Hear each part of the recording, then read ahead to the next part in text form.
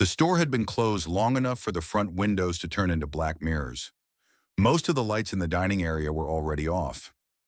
I was by the counter with the register screen dimmed, halfway through my usual check of the cameras, when the order printer kicked on by itself at 12:37 a.m. and fed out a fresh ticket like we were still taking late orders. I just stared at it for a second. Then I remembered the folded paper Lorraine had shoved into my pocket before she left. I pulled the ticket, looked down too fast, and caught part of it before I stopped myself. That alone was enough to make me take the paper seriously. I folded the ticket once and said the line I was supposed to say. A second later, a soft completion ding sounded from the kitchen. Nobody else was in the building. That wasn't how the night started. That night started the same way most of my shifts had started by then. I came in a little before the last of the closing work wrapped up, clocked in, washed my hands, checked the back sink, checked the prep table, checked the walk-in thermometer, then waited for whoever was finishing dishes to get out of my way so I could do my own round once the place was finally empty. By that point, I already knew the routine well enough that I could have done most of it half asleep, and some nights I probably did. I'd taken the job because it fit around classes. That was the simple version. The less simple version was that I'd burned through the money my family sent me and didn't have a good explanation for where it had gone. I could have called home and asked for more, but that would have turned into questions, and questions would have turned into my father getting mad in that loud, flat way he had when he thought I'd done something stupid on purpose. So I found the first job I could keep without missing class the next morning. A pizza place on the outskirts of Columbus that needed somebody to stay after closing, keep an eye on the building, handle anything small before open, and be there if an early truck showed up. It sounded boring, which was exactly what I needed. It wasn't really security. Nobody called it that. George called it overnight support when he hired me. But what it came down to was this. Once the closing crew left, I locked down what still needed locking down, checked that the ovens and warmers were actually off, made sure nothing in the sink or prep area had been left running, checked the cooler and freezer temps, watched for alarm issues, and stayed put until the Morningside started rolling in. If something leaked, buzzed, tripped, or lost power, I was the one there to deal with it or call George. If a delivery got there early enough, I was there for that too. The first few nights had been easy. Too easy, really. The road out front still got steady traffic in the evening, but after midnight it thinned out to the occasional pickup, a box truck, some college kid driving too fast, then almost nothing. The store sat by itself on that stretch, with its own little lot and a dark side lane that ran back to the dumpster area. Once the front sign was off and the dining room lights were cut, the whole place felt smaller. Not creepy, just shut down. Dead workspace. That was all. I'd finish my round, sit behind the counter, check the cameras, scroll my phone, and every now and then I'd lean back in the booth nearest the register and close my eyes for 20 minutes with an alarm set. George never told me I could do that. I just figured out pretty fast that if nothing was wrong by 1 a.m., most nights stayed quiet. So when I came in that night, I wasn't walking into some place I already hated. I was tired, yeah, and I was behind on a couple assignments, and I still had that low, steady pressure in the back of my head from money, but I knew the shift. I knew where the extra sanitizer buckets were kept, which back door needed an extra shoulder to latch right, which camera liked to flicker for a second before settling, how long it took the prep sink faucet to stop dripping after you shut it off hard enough. It was a job, not a mystery. The end of the month was coming up. I knew that because I was counting down to payday and because the weather had started doing that thing Ohio does at night, where the air cools off fast once the traffic dies down. I remember stepping out back for half a minute while somebody hauled trash, and the whole road beyond the lot looked flat and half empty, just a few headlights moving past with a lot of black space between them. Nothing about it seemed special. Inside, the closing crew was finishing the usual stuff. One person was wiping the line. Somebody else was bagging trash. Lorraine was in the dining room with her cart in a gray rag over one shoulder, moving slower than everybody else, but somehow always staying on task. I didn't know much about her then, just that she'd been around longer than me, longer than most of the night people, and that she had a way of looking at the front windows after midnight like she was checking weather. I was near the register, waiting for the last drawer count to finish so I could start my own checks, when she came over and stopped beside me without saying anything at first. Then she tipped her head toward the short hallway by the employee restroom. Not the kind of gesture you miss. I followed her over there because it seemed easier than making a thing out of it. Once we were out of the main line of sight, she reached into the pocket of her apron, pulled out a folded piece of paper, and pushed it into my hand. Her fingers were cold and dry. The paper looked old enough to have been opened and refolded 100 times. She said, "Starting tonight, don't brush off anything that prints after closing." I looked down at the paper, then back at her. "You're talking about the order printer?" She didn't answer right away. She just gave me this look that didn't match the conversation at all. Not joking, not confused, just fixed. Then she pressed the paper against my palm once, like she was making sure I kept hold of it, and went back out to the dining room. I stood there another second with the folded paper in my hand before I shoved it into my pocket and went back to work. I figured she was warning me about some glitch in the system, or maybe she was one of those older workers who turn routine problems into little rituals. Either way, I still had locks to check and a building to settle down for the night. At that point, that was all I thought it was. Once the last person clocked out, the place became mine in a very limited way. Not ownership, more like temporary responsibility. If a pipe started leaking under the 3-comp sink, I was the one who had to notice it first. If the walk-in temp climbed, I was the one calling George. If the back door didn't catch all the way, I was the one going back there with my shoulder and shoving it until the latch took. That was the job more than anything. Keep the store from sitting completely empty for 6 hours and make sure it was still a functioning pizza place by morning. So I started my round the way I always did. Front door first, deadbolt checked by hand, then the handle, then the lower lock. I killed the last of the dining room lights except for the strip near the counter. After that, I went to the back, checked the service door, pushed on it once from the inside, checked the alarm panel, then walked the kitchen. Ovens off, warmer off, prep cooler shut, walk-in sitting where it should, freezer door sealed, sink faucets tightened down, floor still damp in spots from closing, which was normal. One of the line fridges always hummed louder than the others for a minute or two before settling, and I waited long enough to hear that happen because if it didn't, that usually meant the door hadn't caught. It sounds like a lot when you list it out, but it wasn't hard. It was repetitive. That helped. I'd been there long enough by then that I knew which lights got left on accidentally, which key stuck in the back lock if you turned it too far, which camera over the rear lot had a slight lag if the Wi-Fi dipped. The store sat far enough out from the busier parts near campus that everything thinned out after midnight. By day, there was still enough traffic on that road to make the place feel connected to something. At night, it was mostly scattered headlights moving past the lot and then gone.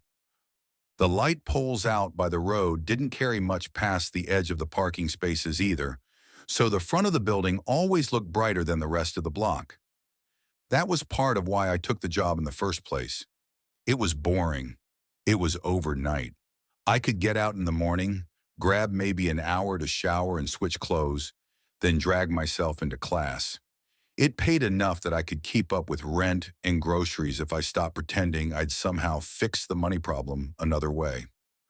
I was in my last year. I kept telling myself I just had to make it to graduation without letting home know how bad I'd screwed up. My dad finding out I'd blown through the money they sent would have turned into a whole different disaster, and I didn't have room for that one too. Most nights after the checks were done, there really wasn't much left.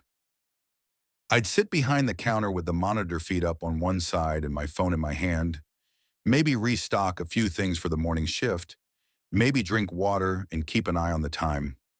On the quietest nights, I'd let myself close my eyes for 20 minutes in the booth nearest the register, just enough to take the edge off before class. That night still felt like one of those nights at first.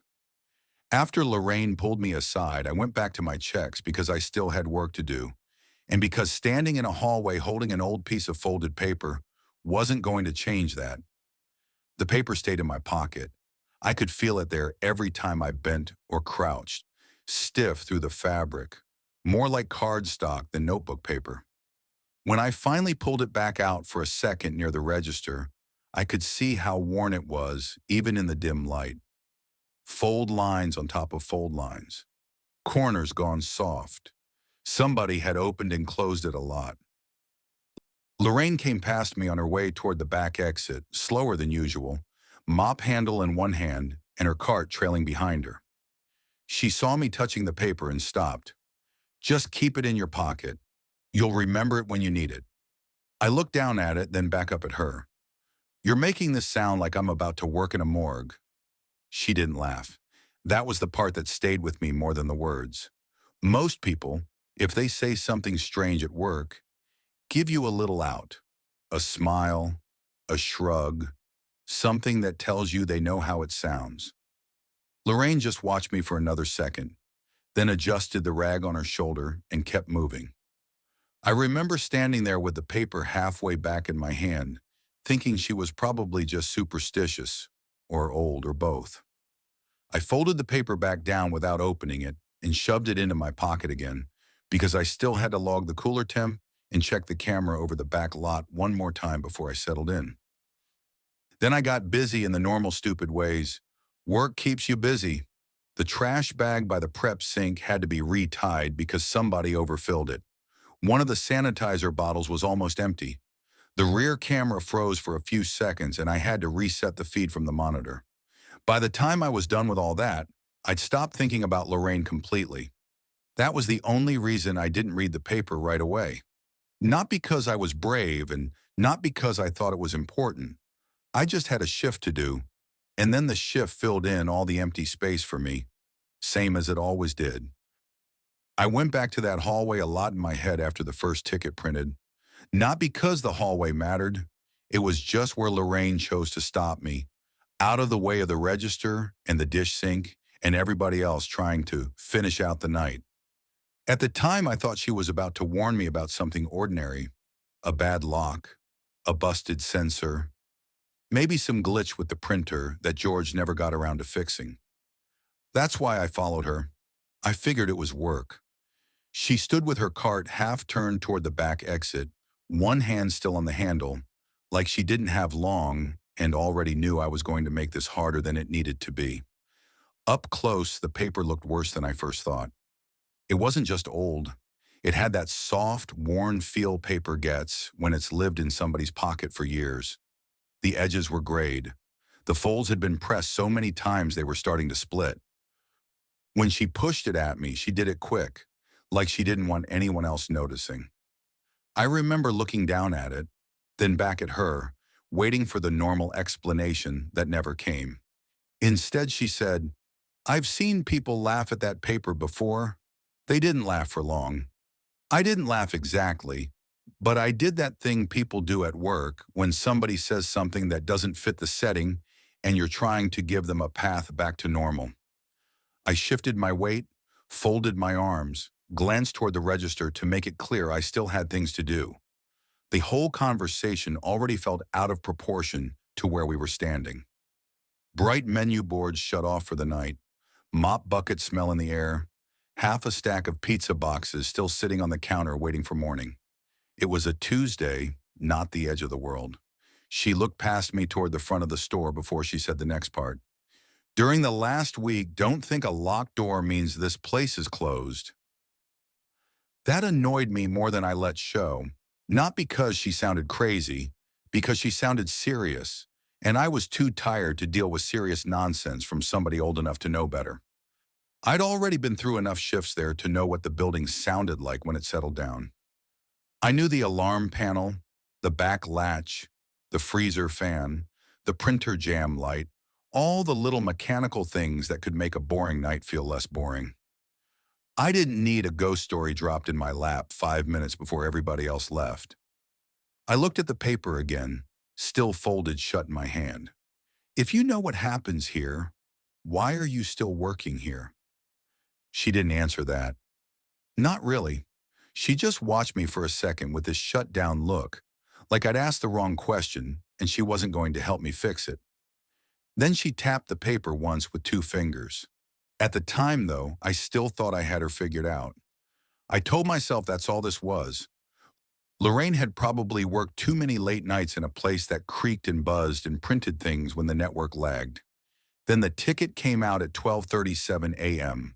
After I folded it and said what the paper had told me to say, and after that soft, order-complete ding came from the kitchen with nobody back there, I stood still for a few seconds with the ticket in one hand and Lorraine's paper in the other. I didn't want to read it. That's the part I remember most clearly now. Not because I thought reading it would make anything worse in some mystical way. I just didn't want the printer incident to line up too neatly with what she'd warned me about. If it did, then I had to start taking the rest seriously too, and I still had hours left in that building. I took the paper over to the counter where the light was a little better and opened it all the way for the first time. The handwriting was blocky and uneven, like more than one person had copied it over the years, or like the person who wrote it had been in a hurry and gone back over certain words harder than others. There were only 5 items on it. No title, no date, just a list. The first one matched what had already happened. If the order printer spits out a ticket after 12:30 a.m., don't read the contents out loud. Fold it and say the line. That one I had already half messed up by looking too fast before I caught myself. The second one was about hearing the pizza cutter scrape metal from the sink or prep area and not looking into the kitchen until the sound stopped. The third one was underlined twice. If a delivery arrives before 5 a.m. without notice, don't open the door. Kill the lights and stay away from the front for 5 minutes. The fourth one was about the open sign coming back on after it had already been shut off. Unplug it, stay back. Don't look outside. The fifth one was the strangest to me then. If there's a boxed pizza on the counter that you know you didn't make, don't open it. Take it out the back. If it's warm, don't touch it with your bare hand. I read through all 5 once. Then again, slower. I kept waiting for the part where it would turn into a prank, a punchline, something scribbled at the bottom to let me know somebody was screwing with the new overnight guy. There was nothing. Just those 5 instructions and a couple of old crease lines crossing through the words. What made me stop treating it like a joke wasn't the wording by itself. It was the order of things. Lorraine hadn't handed me a list of random weirdness and then watched to see if any of it happened. She had warned me about the printer before the printer went off. She had stressed that one and the early delivery one.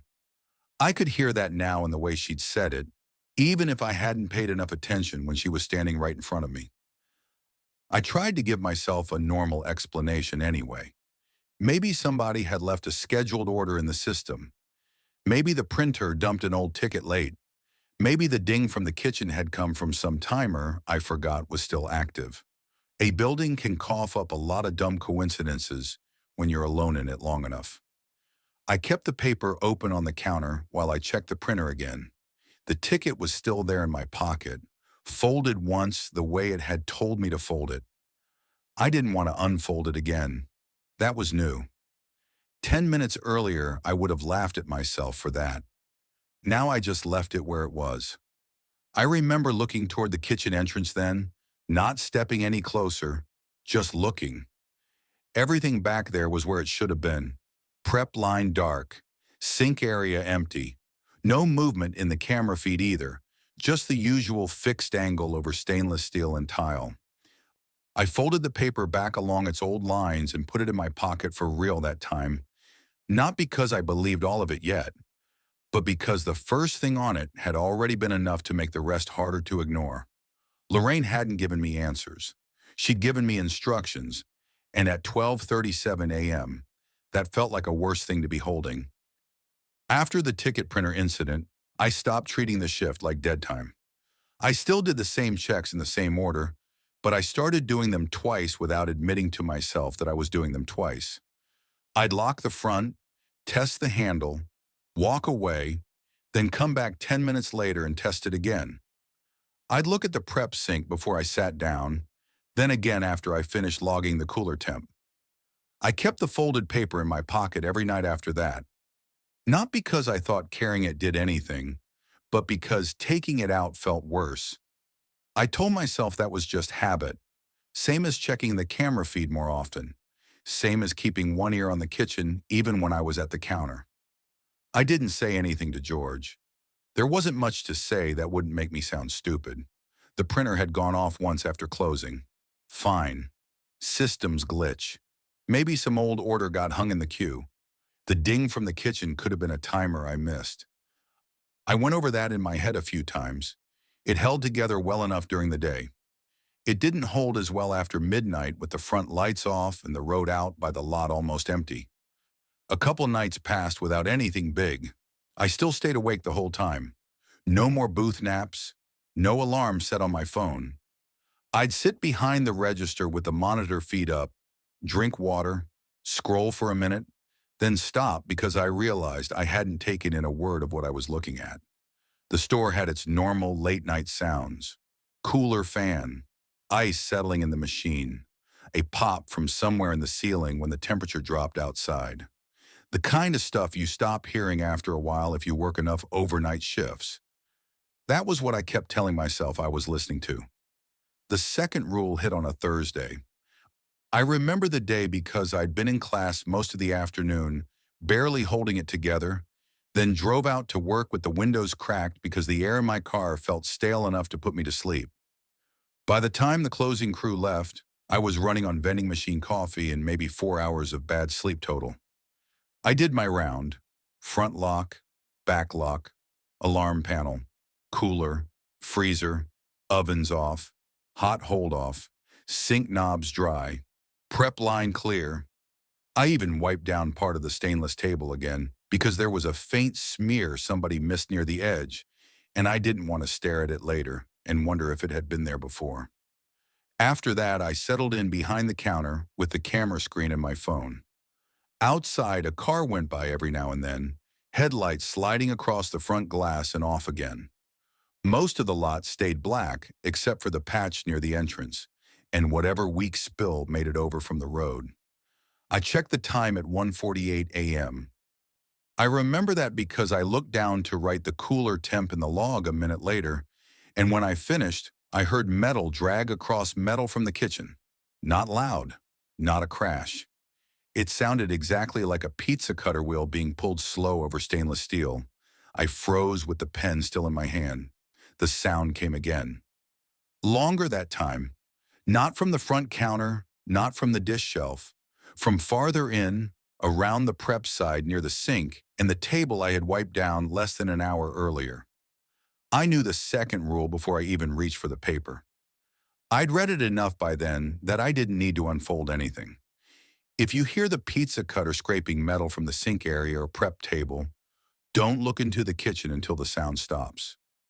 My first instinct was the dumbest one. Just turn my head and check. That was it. Half a second of reflex. The kitchen entrance was only a few steps from where I stood. If somebody had somehow left a cutter too close to the sink edge, or a utensil was vibrating against steel because of the drain or the cooler hum, I could settle it in 10 seconds. Instead, I stood there and said, "No, don't look." I kept my eyes on the register counter. There was a laminated promo card near the tip jar holder that somebody had forgotten to throw away, and I stared at one grease-dark fingerprint on the corner of it while the sound kept going. It wasn't constant. It would scrape for a second, stop, then start again from a slightly different place, like somebody was setting the wheel down, dragging it, lifting it, and doing it again. Slow, patient, not rushed. If it had been one long screech, I might have talked myself into some mechanical reason for it. The stops were what made that harder. I didn't count. I didn't move. I just waited for it to stop. When it finally did, the whole building seemed to return to the regular stuff. Cooler hum, faint buzz from the soda machine. A car passing out on the road. I gave it a few more seconds anyway because the rule didn't say wait a few more seconds.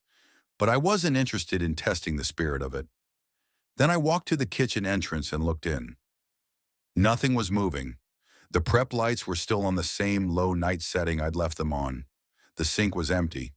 The cutter I usually saw by the dish rack was where it should have been. No drop trays, no pan hanging off the edge of anything, no wet patch on the floor that could have made a tool slide. I stepped over to the stainless prep table and stopped there. Right in the middle of the section I had wiped clean earlier was a greasy ring about the size of a large pizza pan. Not dripping, not fresh enough to be steaming, but clear. A full circle with a little broken patch on one side, like whatever had been sitting there hadn't landed evenly. Next to it was a thin streak of tomato sauce dragged at an angle across the metal, narrow at one end and thicker at the other, like something warm had been shifted after it touched down. I stood there looking at it, then at the cutter by the dish area, then back at the ring. I heard myself say, I already cleaned this. There wasn't anybody there to hear it. I still said it like I was arguing with a coworker. I checked the table with 2 fingers, then looked at my hand. Grease. Real grease. I wiped it off on a paper towel and looked around again for the missing step that would have made it normal. Maybe one of the closers had set something there after I cleaned it. Maybe I'd missed it in my first round. Maybe the line guy had dragged sauce across it and I hadn't caught it under the lower light. Maybe. I kept coming up with explanations that required me to believe I'd done my own job badly, and I almost preferred that. I cleaned the ring and the sauce streak without taking my eyes fully off the rest of the kitchen. Then I carried the paper towel all the way to the trash myself instead of leaving it on the line for a second, like I normally would have done. That was the night I stopped pretending I'd take another booth nap if things stayed quiet. After that, quiet didn't mean empty anymore. It just meant I hadn't heard the next thing yet. By then, I was already carrying the folded paper in the same pocket every shift, and I'd gotten into the habit of checking it without taking it out. Just pressing my hand against it through the fabric while I walked my round, like confirming it was still there, mattered somehow. I didn't tell myself that was why I was doing it. I just did it. That night had been quiet in the most annoying way. Not empty, not easy, just stretched out. I'd had class that morning, got maybe 3 hours of sleep that afternoon, and spent most of the shift moving around the store so I wouldn't drift off standing up. I checked the locks twice. I checked the back camera twice. I wiped down the counter near the register even though it didn't need it. Around 3 a.m., I made myself drink water instead of more coffee because my hands were already twitchy enough from the first cup. Nothing else had happened by then.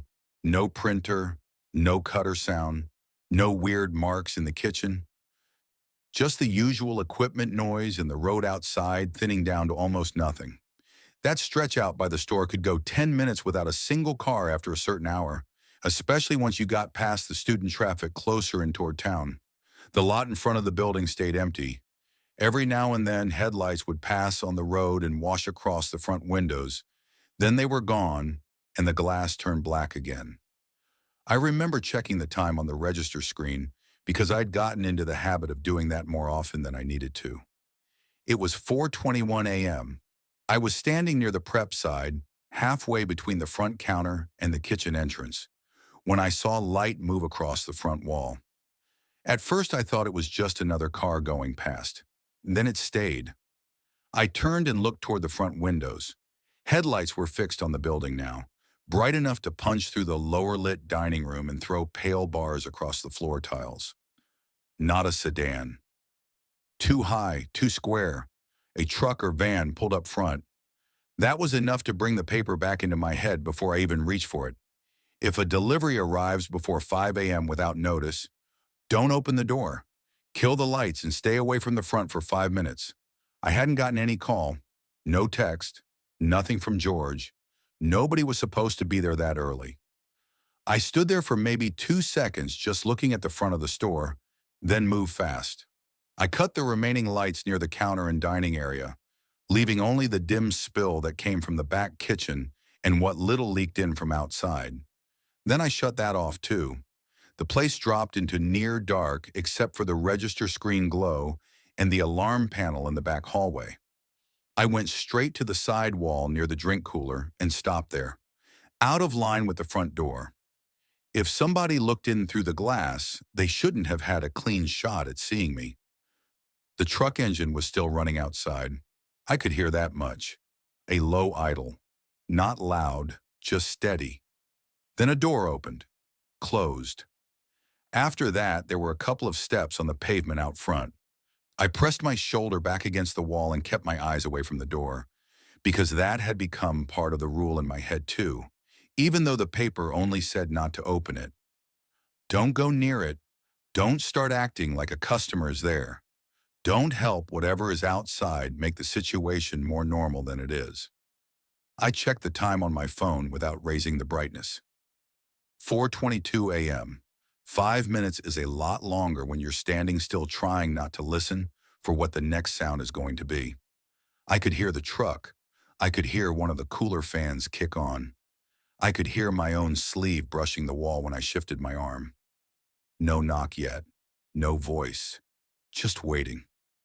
I said under my breath, "It hasn't been 5 minutes. Just stay still." That helped for maybe 30 seconds. I tried to do the math in my head instead. If it was a real delivery and somebody got the schedule wrong, they'd knock, call the store, maybe call George. If it was a wrong address, same thing. Real people don't just stand outside a dark pizza place before dawn without trying the obvious steps. I held on to that harder than I should have. Then I heard one knock, not loud, just enough to let me know somebody was right there at the door. I stayed where I was. A few seconds later came another one. Same spacing, same force. Too regular to be impatient. Almost polite. I checked my phone again. 4:23 a.m. At that point, I was still following the rule. That matters. I want that part clear. I did not go to the door. I did not call out. I did not unlock anything. I stayed off to the side with the lights out like the paper said. What I did do was start thinking about the little narrow glass panel in the door, the angle of it. The fact that if I leaned just enough from the side and kept low, I could probably get a look at the truck, maybe the driver, without giving myself away. I stood there arguing with myself about that like it was a small thing. It wasn't. I know that now. Back then it felt like a compromise. I wouldn't open the door. I wouldn't step right up to it. I'd just confirm whether this was some tired guy in a company jacket standing there confused because he had the wrong stop. Then I could go back to the wall and wait out the rest of the 5 minutes. I moved before I finished the thought. The front door was only a few steps away. In the dark, with the inside lights off, the glass reflected enough of the room back at me that I had to angle myself just right. I kept one shoulder against the frame beside it and leaned slowly until I could see through the small, clear section near eye level. The truck was there, parked straight out front with its headlights still on. White box truck, nothing fancy. The beam hit the lower part of the windows and cut across the lot. The driver's side door was shut. On the walk between the truck and the entrance, a man was standing at the glass. He looked normal at first. Dark jacket, cap, rectangular box held against one side like a food or supply delivery. Body turned toward the door, like he was waiting for someone inside to come let him in. Then my eyes dropped. His feet were pointing the wrong way. Not twisted inward, not pigeon-toed. Both feet were turned out toward the parking lot behind him, while the rest of him stayed lined up with the door. Legs fixed one direction, upper body another. It was wrong in such a specific way that my brain kept trying to correct it. I looked at the door frame. The concrete, the shadow line under him, trying to catch the angle that would make it normal. There wasn't one. I stayed there half a second too long. The man's head turned, not the whole body, just the head, slowly, until he was looking directly at the narrow piece of glass where I was peeking through. I jerked back so hard my shoulder hit the metal rack by the window and rattled it. I didn't wait to see if he moved after that. I went straight backward into the dark dining room and put two boots between myself and the front, bent down low and held still. 3 seconds maybe, 4. Then the knocking started for real, fast this time. Flat strikes against the glass, not pounding hard enough to break anything, just quick and steady, too many too close together. It went on long enough that I had time to think about how far the front door was from where I'd crouched, how thin glass sounds when you're hearing it from inside, how stupid it had been to look. The knocking stopped. A voice came through the door right after, low and close enough that it sounded like the speaker had their mouth near the glass. "I'm here with the delivery." That voice wasn't loud. That was the worst part of it. Not angry, not impatient, just matter of fact, like I'd made him wait longer than I was supposed to. I stayed down where I was and didn't answer. After a while, the engine outside cut off. I didn't hear it pull away right then. I didn't hear another door shut either. I waited a long time after that before I stood up, and when I finally checked the front again, the truck was gone. I did not check the lot camera first. I should have. That would have been the practical thing. Instead, I checked the lock on the front door with my hand, even though I already knew I hadn't opened it. Then I checked the deadbolt. Then I looked at the glass where the knocking had been. No cracks, no handprints I could see in the dark. Nothing left there that would have helped me argue with what I'd seen. The rest of that shift dragged. I kept every light on in the back once the 5 minutes had long since passed. I didn't sit down. I walked between the counter and the prep area and back again, not because there was work to do, but because standing in one spot felt worse. By the time daylight started thinning the dark in the windows, I'd already made up my mind. I wasn't coming back if I could help it. I caught George before I could lose my nerve. Morning prep had already started. Somebody was restocking the make line. Somebody else was arguing with the receipt printer up front because it had jammed again. The place looked normal in that morning way that made the night before feel harder to describe. Bright lights on, music low, coffee smell mixing with dough and sanitizer. George was by the office door with a paper cup in one hand and the schedule sheet in the other, already halfway into his day. I said, "I'm done with this shift." He looked at me, then at the clock over the prep line, like he was checking whether I meant right now or in general. I probably looked bad. I hadn't sat down once after the truck left. My eyes felt grainy, and I knew I smelled like fryer oil and stale coffee. George took a sip and said, "What does that mean?" "It means I'm not coming back tonight." He didn't ask why. That told me a lot by itself. If he thought I was quitting over the hours or school or being tired, he probably would have gone through the usual manager routine. Ask if I wanted fewer nights. Ask if something happened. Instead, he leaned against the door frame a little and looked at me like he was already doing the math on coverage. I started to explain anyway and stopped almost right away.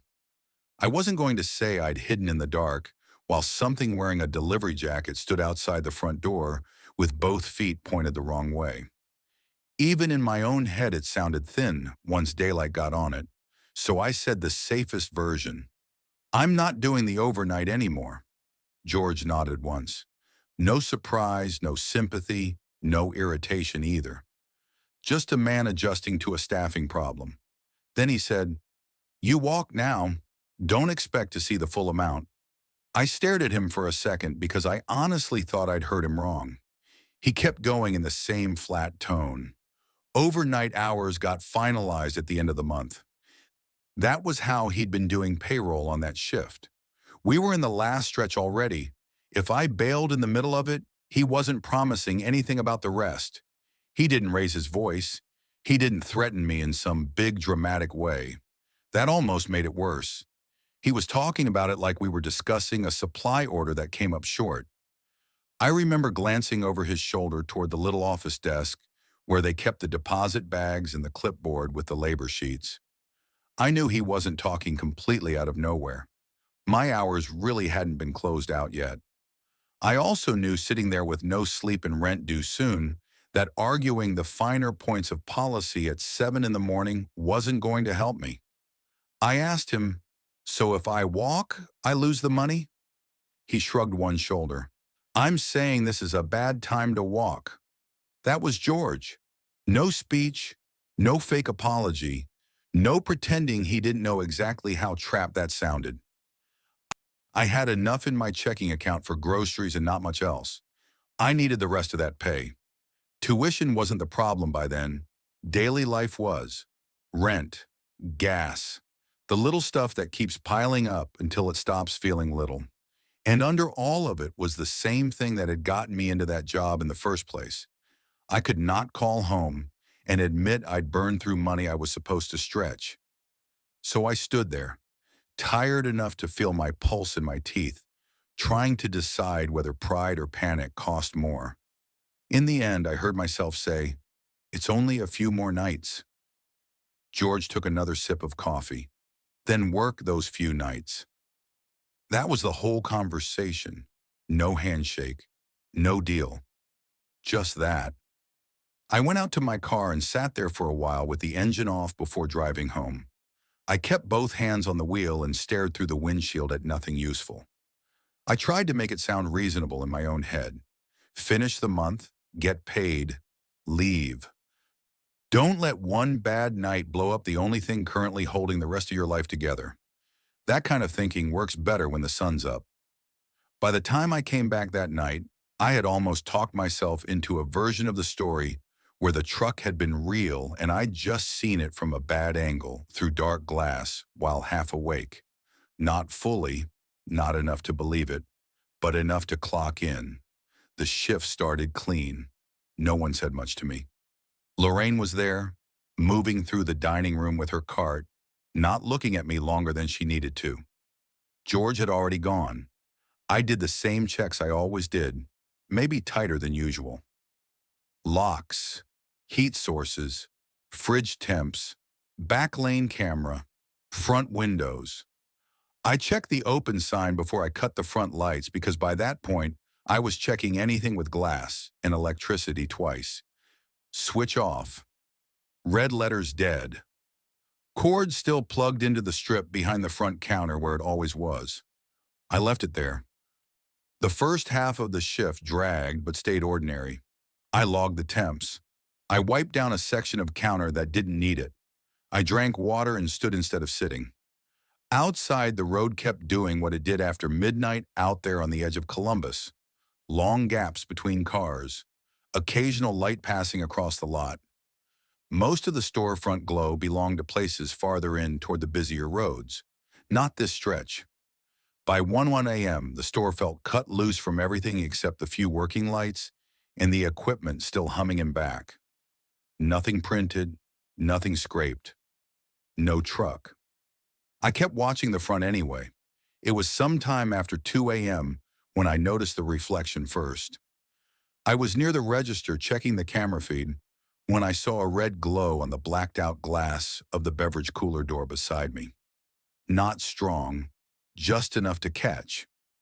I turned, expecting it to be headlights from outside or some weird bounce off the register screen. It wasn't. The open sign in the front window was on, not flickering, not halfway. Fully lit, bright red against the dark glass, same as it looked during business hours. I stopped where I was and looked at it longer than I should have, not because I was trying to see outside, but because my brain went straight to the switch I knew I'd flipped earlier. I knew I had. I could picture doing it. Rule 4. If the open sign comes back on after it's been shut off, don't look outside. Unplug it. Stay away from the front until it turns off. I moved fast after that, not toward the door, just toward the counter end where the strip was plugged in. I kept my eyes low, mostly on the base of the front counter and the wall outlet. I did not look through the glass. That part mattered to me now. After the truck, I was done improvising. The sign's plug was still in the strip where it had been all night. I grabbed it and pulled. The cord came free in my hand. The open sign stayed on. That's the part of the whole thing that changed the shape of it for me. The truck had been outside. The printer had been a machine. The scraping in the kitchen could still, if I really worked at it, be filed under some bad overlap between exhaustion and routine. But a sign doesn't stay lit after you unplug it. Not a cheap neon-style window sign in an independent pizza place on a dead road. It just doesn't. I backed away from the window until I was near the edge of the dining room and stopped there. The unplugged cord was still in my hand for a second before I dropped it on the counter behind me. I kept my face turned slightly off-center so I wouldn't catch the glass head-on. Then I waited. That was the worst part of Rule 4. There was nothing to do once you'd done it right.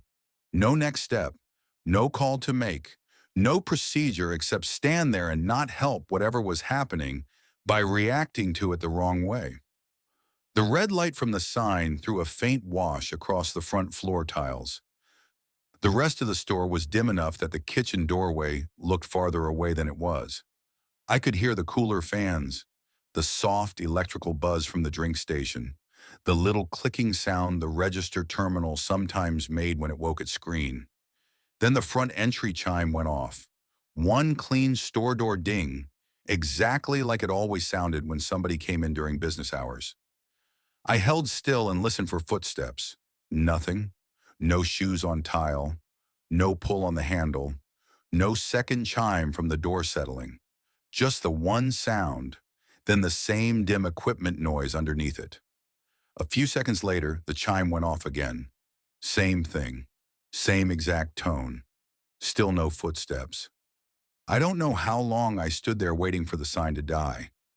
Long enough for my calves to start tightening. Long enough for me to realize I was holding my jaw clenched so hard it hurt. At one point I almost looked. Not outside, not fully. Just enough to check the edge of the window, to make sure the red glow was really still there. I stopped myself before I did and kept my eyes on the floor between the front booths instead. That was when the thing under all of it started to settle in. Not in some grand supernatural way, in a work way, in a bad procedural way. The truck had felt like something outside trying to get me to break a rule. The sign was different. The sign made it feel like the store itself could be put back into service, whether I agreed to it or not. Like closing for the night wasn't actually the last step if something else decided we were still open. Eventually the red glow thinned, then went out. I didn't rush forward when it did. I stayed where I was another full minute, then two, and only after that did I go back to the window. The sign was dead. The plug was still dangling loose beside the strip. I didn't bother plugging it back in. I left it hanging there until morning. I left the front area brighter than usual after that too, even though I hated having more window reflection to deal with. By then I was choosing between kinds of bad and trying to pick the one that gave me fewer surprises. I finished the shift because I needed the money and because dawn was already closer than quitting. That was all. Not courage, not curiosity, just a broke college senior doing bad math with his life and telling himself he could survive a few more nights if he kept his head down and followed the paper exactly. I stopped setting alarms for those 20-minute naps during the shift because I didn't trust what I'd wake up to. That one change reached into everything else faster than I expected. I was staying up the whole night, driving back in morning traffic with the windows cracked, then sitting through class with cold coffee in a paper cup and almost nothing sticking. I'd look down at my notes and realize I'd been holding the pen without writing for who knew how long. Once I caught myself copying the time off my phone into the margin instead of anything from the lecture. 4:22 a.m., just sitting there on the page like it belonged. I started making dumb mistakes outside work. Left my student ID in a classroom. Forgot I'd already paid part of my rent and spent 10 minutes checking my banking app like the numbers might change if I stared hard enough. Put gas in my car, and drove off with the cap still hanging open. None of that had anything supernatural about it. That was just what happens when you stop sleeping and keep pretending you're still functioning. A few times I picked up my phone and got as far as my mom's number. I never hit call.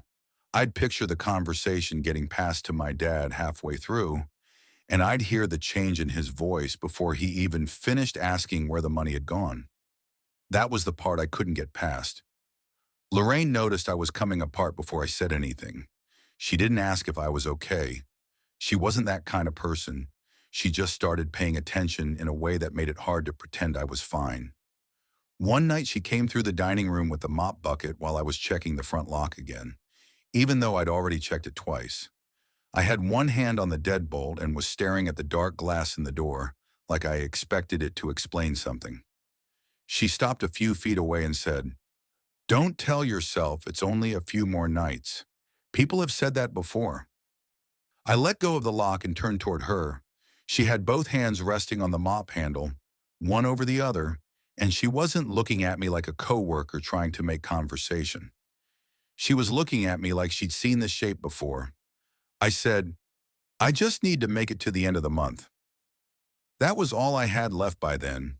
Not some brave plan, just a date on a calendar and the hope that it still meant something. Lorraine looked over at the front counter where the order printer sat under the monitor shelf. Then she looked back at me. She left it there. No full explanation. No long story. But the way she said people, not person, stayed with me after she moved on. Enough that I stood there another minute with my hands still hovering near the deadbolt, thinking about somebody younger than her, maybe not much older than me, saying the exact same thing in the same building. A few more nights. Then I'm out. She never said his name then. She didn't have to. By that point, the folded paper had stopped feeling like a list of weird instructions and started feeling more like part of the job. Not the official job George had hired me for. The other one. The one that started after closing when the building should have been nothing but dark windows, locked doors, and equipment left humming till morning. I kept going back to the rules in my head while I worked, not reading them, repeating them. Ticket after 12:30 a.m. Don't read it out loud. Scraping sound in the kitchen. Don't look. Delivery before 5 a.m. Lights off. Stay back. Open sign comes back on. Unplug it. Don't look outside. Box on the counter. Don't open it. That last one started bothering me more than the others. A printed ticket was still paper. A sound in the kitchen was still a sound. The truck had stayed outside. Even the sign was still part of the building, in a way. But a boxed pizza sitting on the counter was different. That was a finished thing. Something made. Something ready to hand over. I started checking that stretch of counter near the register without meaning to, the spot where a carry-out order would normally sit waiting for pickup. I'd wipe it down and glance back at it from the sink. I'd come out of the back after checking the cooler and look there first before I checked the front windows. It wasn't because I expected to see a box every night. It was because I'd started understanding that whatever those rules were for, it wasn't just about stopping random bad things from happening. It was about refusing to complete something. I didn't have better words for it then. I just knew the store had a routine for shutting down at night. Lights off, sign off, lock the front, lock the back, check the line, check the temps, stop taking orders, stop serving, stop being open. Every rule on that paper felt like it was protecting one of those steps from being reversed. And the longer I stayed, the more it seemed to press on the exact weak spot that had put me there in the first place. Money, shame, the fact that I needed the job badly enough to keep walking back into that building after things that should have sent me running. It would have been easier if I could tell myself I was staying because I was curious or stubborn or too proud to quit. None of that was true. I was staying because I'd made a mess and didn't have the money to leave it behind. The store would look normal under the lights at the start of the night. Dough trays where they belonged, receipts in the drawer, stainless tables wiped down, alarm panel steady. Then I'd clock in knowing there was a second layer under all of it now, and I was going to spend the next several hours trying not to help it along. So I kept showing up, half awake in class, half useful at work, telling myself the same thing every time I put on the apron and check the locks. Just get to the end of the month. Then leave, then sleep, then figure out the rest. The night the box showed up, Lorraine was the one who finally said Sean's name out loud. It happened near the end of cleanup, before the last of the evening crew had fully cleared out. I was at the counter pretending to look over the supply sheet George had left me, really just buying myself a minute before the shift settled into the bad part of the night. Lorraine was wiping down the drink station, slower than usual, and she kept glancing over at me like she was deciding whether to say something she'd already said no to in her head. She finished with the rag, wrung it once into the bucket, and came over. She didn't have to explain who she meant. I was already looking at her by then. I said, "What did Sean do wrong?" She kept her eyes on the counter between us instead of my face. That was as close as she got to answering it directly. I waited, and after a second, she gave me a little more. Sean had worked overnights there years earlier. Same idea as me. Needed money. Took the shift nobody else wanted. At first, he treated the paper like a joke. Then he treated it like a set of weird little superstitions. Follow one, ignore one, half follow another. Nothing dramatic, nothing all at once. Just enough to keep thinking he still understood what kind of place he was in. Lorraine never gave me a clean story after that. No final scene. No neat sentence about what happened to him. That was part of what made me believe her more, not less. Lorraine only ever gave me the parts she seemed sure of, then stopped when she hit the edge of what she knew. She tapped the folded paper in my pocket with 2 fingers, the same way she had the first night. It doesn't want in. It wants to be served. I remember standing there with my hand flat against the counter, feeling the cheap laminate edge under my palm, and looking past her toward the front windows. The sign was still off. The road outside still had a little traffic on it. The store still looked like a pizza place. But by then I had enough pieces to see the shape she meant. The ticket printing after 12:30 a.m. wasn't random. It was an order. The truck before 5 a.m. wasn't just something at the door. It was a delivery, or it wanted to be treated like one. The open sign coming back on wasn't a glitch. It changed the status of the building. It told the front of the store to act like business wasn't over yet. Lorraine watched my face while I worked that through. What she meant was clear enough by then. If anything in that store started acting like we were still open, I wasn't supposed to help it along. That wasn't on the paper word for word, but it fit everything on it better than anything else I'd heard. I asked her, "So what is it then?" She shook her head once. No impatience. No mystery act either. Just no. "I don't know if it started in this store or just passed through. I only know it doesn't like being left unfinished." That word landed harder than the others had. Unfinished. Orders. Deliveries. Signs. Boxes. I spent the first hour of that shift moving through my checks with that word stuck in my head. Front lock. Back lock. Alarm panel. Cooler temp. Freezer temp. Prep line clean. Sink dry. It all felt more mechanical than ever, like I was trying to make sure the store had actually completed its own side of the night before anything else could start rewriting it. I even checked the front sign twice after I turned it off. Switch dead, cord in place, red letters gone. I did not want to be there, but by then that wasn't new. The customer area was dark except for the strip near the counter. The kitchen had its low work lights on. Outside, the lot sat empty. Every so often, headlights would pass on the road and fade out before they reached the side lane by the dumpster enclosure. I kept the folded paper on the counter beside me for part of the night instead of in my pocket, then put it back because looking at it too often made me feel slower. Nothing happened for a while. No printer, no scraping in the kitchen, no truck. Sometime after 1 a.m., I went to the back to check the sink and make sure the prep side still looked the way I'd left it. When I came back out front, I stopped so abruptly my shoe squeaked against the tile. There was a pizza box sitting on the counter near the register. Plain white, closed, standard large. Not there when I walked away, not hidden behind anything. Just sitting squarely in the space where a finished carry-out order would wait during open hours. I did not move right away. I looked at the printer first. Dark. No fresh ticket hanging out of it. Then I looked toward the kitchen opening, half expecting somebody from the closing crew to step back in and tell me George had left something weird behind, or that one of the morning prep guys had shown up early and was screwing with me. Nobody was there.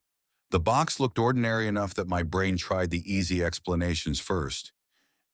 Maybe it had been there the whole time, and I'd somehow missed it. Maybe somebody had stacked it there earlier, and I'd walked around it without noticing. But the counter was one of the spots I checked too often by then. I knew it had been empty. Rule 5. If you see a boxed pizza on the counter that you know you didn't make, don't open it. Take it out the back. If it's warm, don't touch it with your bare hand. I had read that one so many times by then, it almost came up in Lorraine's voice. I looked around for something to use before touching it. Towel, tray, gloves. There were gloves in the prep area, but that meant stepping away from the counter and leaving the box there in front of me another few seconds. That thought got under my skin more than it should have. I wanted it out of the store fast, out of the front, out of the line of sight between the register and the dark glass. So I did the right thing first. I didn't open it. I slid one hand under the side of the box to lift it and carry it toward the back exit. The second I touched the bottom, I knew I'd already messed up. It wasn't hot like fresh food, not steam heat, not cardboard over oven heat. It felt close to body temperature but stronger somehow, like the warmth had depth to it instead of surface. It pressed into my palm and stayed there in a way heat usually doesn't. My fingers jerked on reflex, but by then I'd already gotten enough of a grip on the box that I was carrying it. I should have set it down. I know that now. Instead, I moved faster. I took it through the kitchen, past the sink, past the prep table, through the back hall to the service door by the dumpster area. I got the door open with my free hand, stepped out into the damp, cold air, and put the box down on the concrete just outside the threshold. I did not open it. I did not look inside. I backed up, pulled the door shut, and locked it. Then I stood there in the narrow back hall with my right hand half curled and stared at my palm. At first there was nothing obvious, just the feeling, a deep, held warmth across the center of my hand, like I was still touching the bottom of the box. I went to the sink and ran cool water over it. That should have settled it if it had just been hot cardboard. It didn't. When I shut the water off and looked again, there was a red oval spreading across the center of my palm. Not blistered, not broken skin, just a flush of heat under the surface, too defined to be random. It sat there like a mark left by pressure, except there hadn't been enough weight in the box to do that. I dried my hand on a paper towel and watched the redness hold. That was the moment the whole thing changed category for me. Up to then, everything could still be argued with from one step away. Sounds, lights, paper, movement outside a locked door. Even when I believed the rules, part of me still treated them like instructions for managing a hostile environment. Something building related, something attached to the store. The mark in my hand shut that down. Whatever this was, it had crossed the counter. It had gotten as far as a finished box. It had let me pick it up. And now I was standing by the sink, looking at proof that it could leave something behind on me. I kept flexing my hand open and closed like that might change the shape of the mark. It didn't hurt the way a burn should have hurt. That made it worse. It just stayed warm, present, like it had decided not to leave yet. I went back out front after a minute and checked the counter again out of pure reflex, as if there might be some second thing I'd missed. Empty, printer dark, front windows black. The last night of the month, I stopped thinking about getting through the shift and started thinking only in terms of not making the next mistake That changed the whole way I moved through the store. I wasn't doing the job the way George had hired me to do it anymore. I was doing it the way the paper wanted it done. Locks checked in order, sign off and checked twice. Counter clear, sink clear, prep area clear, front glass avoided unless I absolutely had to cross in front of it. I even kept my right hand curled more than usual because the warm mark in my palm still hadn't fully gone away. It had faded from bright red to something duller, but every so often heat would push back up from under the skin for no reason I could explain. Lorraine stayed later that night, not much later, just enough that I noticed. The closing crew left in the normal stagger they always did. One person with headphones in, one complaining about gas prices, somebody else already halfway into a phone call before the back door shut behind them. Lorraine should have been out with them. Instead, she took longer with her cart, longer with the mop bucket, longer with the last strip of floor by the drink station than the floor could possibly have needed. I didn't ask why. I think both of us knew the month was almost over. Whether that meant anything once the doors were locked, I didn't know. But she stayed. When she finally rolled the cart toward the back, she stopped beside the counter where I was checking the printer tray and the front register screen one more time. She looked at my hand first, not my face. I had the mark turned inward, but she saw me favoring it anyway. Then she said, "Don't give it one more reason to think you're still on the clock." That was the closest thing to advice she gave me all night. After that, she went quiet again. The first hour passed without anything obvious. I did my round. Front lock, deadbolt, handle, then the back. Alarm panel. Cooler temp, freezer temp, sink dry, pizza cutter where it should be. No box on the counter, no fresh ticket in the printer. Outside traffic had thinned down to almost nothing. The store sat in its own patch of weak roadside light and darkness, separate from the busier streets farther in toward campus. I could hear the occasional car pass, then the space between them again. I kept waiting for the first thing to happen. That was part of what made the night harder than the others. Every earlier rule had come with a beginning. A ticket printing, a scraping sound, headlights hitting the front wall, the sign turning red in the glass. This time it all felt close from the start, like the whole store had already moved one notch in the wrong direction, and I just hadn't seen where yet. A little after midnight, the printer kicked once. Not a full ticket, just the quick mechanical start it makes before paper feeds. I was already at the counter when it happened. I looked down, ready for the white strip to start coming out. Nothing did. The printer went quiet again. I stood there with one hand on the edge of the counter and watched the dark slot where the paper should have appeared. After a few seconds, I checked the roll. Still loaded. Nothing jammed. No half print caught inside. I didn't touch anything else.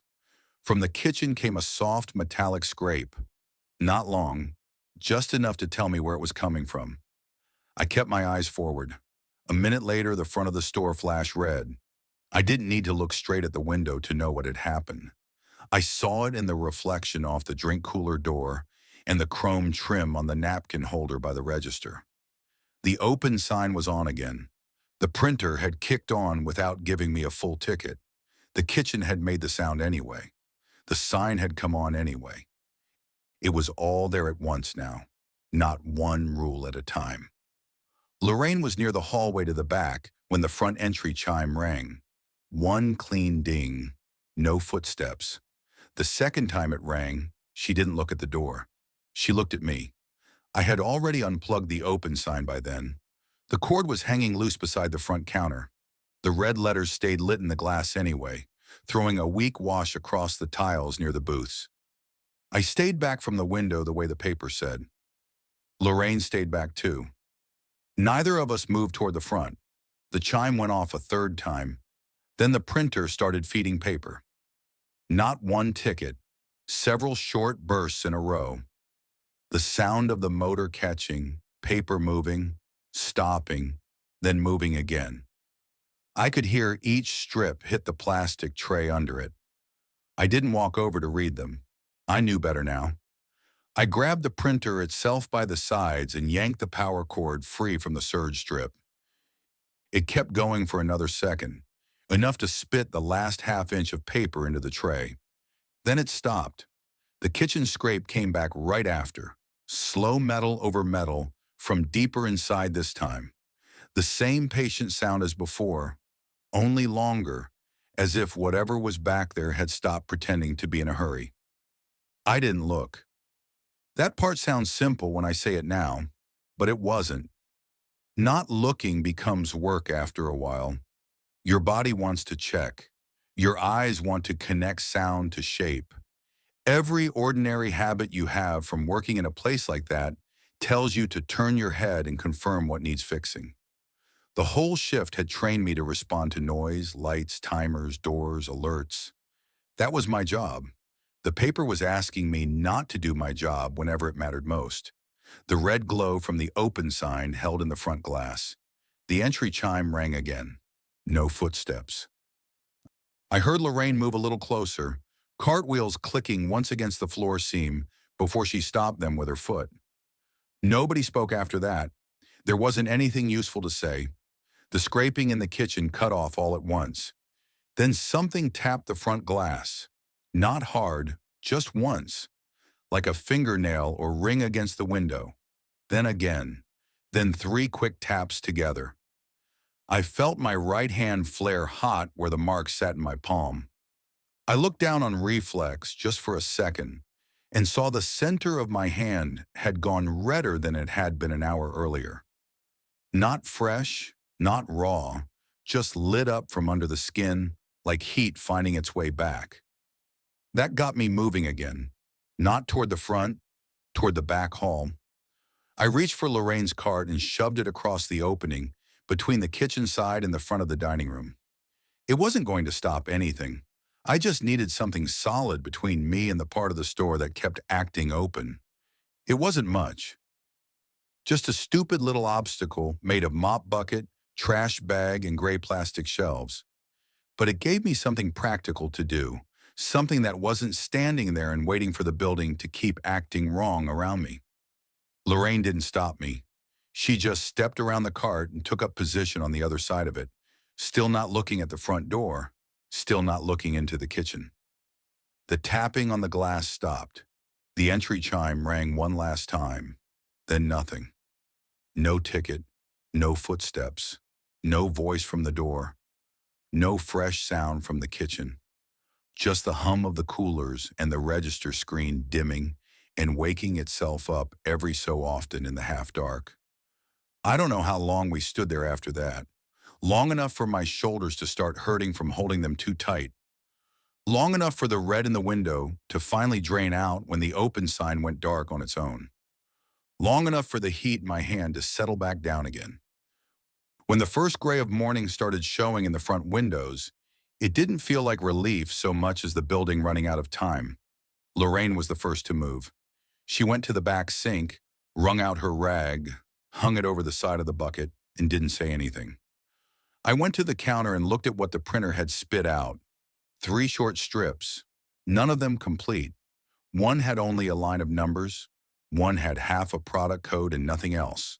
The third had the start of a word before the rest cut off where the paper had jammed against itself. I folded all 3 together without reading any more into them than I had to and shoved them in my apron pocket. Morning crews started arriving not long after that, turning on lights, opening coolers, talking about dough and orders and traffic like it was any other day. George came in around the usual time. I didn't wait for a quiet moment this time. I took off the apron, set it on the counter outside the office, and told him I was done. Not asking, telling him. George said something after that, probably about notice or payroll, but I wasn't listening anymore. I'd already made up my mind.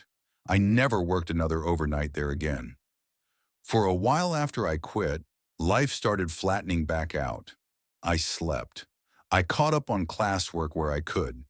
The mark in my palm faded enough that I could almost convince myself it had been some weird heat rash or contact burn from cardboard and stress and no sleep. I still check dark storefront windows more than I used to. I still notice delivery trucks too early in the morning. But day by day, ordinary things started taking up more space again. Then one evening, not quite a month later, I was walking back from school to where I was staying and cut past a small shop that had already closed for the night. I wasn't paying much attention to it, just dark glass, locked door, lights out inside. As I came level with the window, the open sign behind the glass lit up. I stopped and looked over. A second later, fast knocking started against the glass from inside or outside. I couldn't tell which. Sharp, flat hits in a quick cluster, exactly the kind of sound that makes your body want to stop and locate the source before your head has time to catch up. I didn't go closer. I didn't stand there and wait for more. I kept walking before I had to find out whether that sign had lit up for the store or for me.